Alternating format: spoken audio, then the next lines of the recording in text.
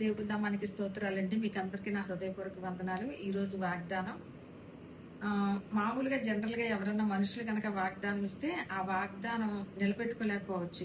ఎన్నో చెప్తాం. ఎవరికైనా ఇచ్చేస్తాం, అది చేస్తాం అంటాం. లేకపోతే ఎవరన్నా మనకు వాగ్దానం చేయొచ్చు.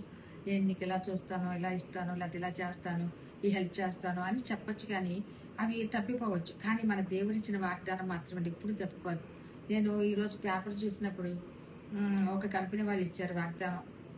ఏంటంటే మేమిచ్చే వాగ్దానం ఎప్పటికీ అది అలాగే ఉంటది. నమ్మకంగా ఉంటది. మేమిచ్చే వాగ్దానం అని అన్నారు వాళ్ళు, ఆ కంపెనీ వాళ్ళు.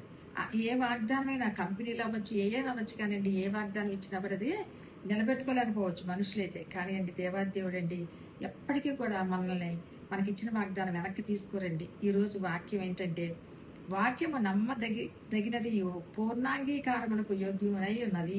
1 తిమోతి 4:9 మొదటి తిమోతికి అపోస్తలుడైన పౌలు గారు రాసినటువంటి పత్రిక 4:9 వాక్యము నమ్మదగినది పూర్ణాంగీకారమునకు యోగ్యమునై ఉన్నది.